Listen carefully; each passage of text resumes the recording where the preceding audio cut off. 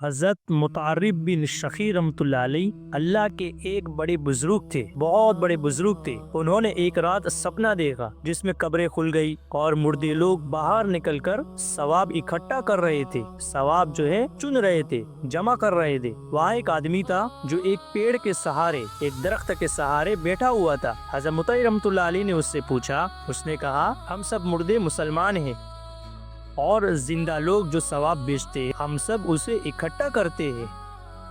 اچھا مطہر رحمۃ اللہ، تم کیوں نہیں اکٹھا کر رہے؟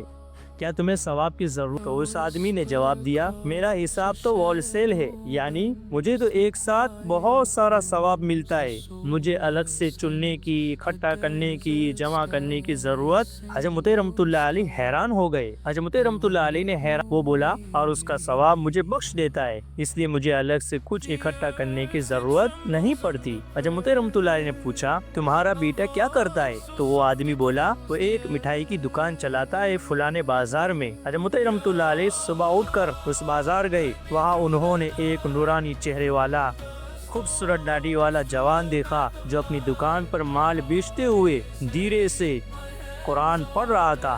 حضرت مطہر رحمۃ اللہ نے پوچھا، بیٹا تم کیا کر رہے ہو؟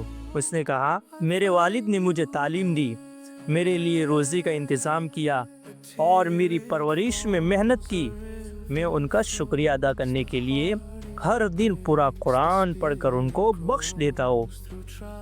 اسی طرح ایک سال گزر گیا، پھر حضرت مطہر رحمۃ اللہ علیہ نے وہی قبرستان خواب میں دیکھا جو درخت کے سہارے بیٹھا ہوا تھا۔ اب وہ بھی ثواب چن رہا ہے، اب وہ بھی ثواب کو اکٹھا کر رہا ہے۔ حضرت مطہر رحمۃ اللہ علیہ نے اچانک آنکھ کھولی، آنکھ جو ہے ایک دم کھل گئی، اور صبح صبح بازار گئے۔ انہوں نے لوگوں سے پوچھا، ارے یہاں ایک جوان مٹھائی بیچنے والا تھا نا؟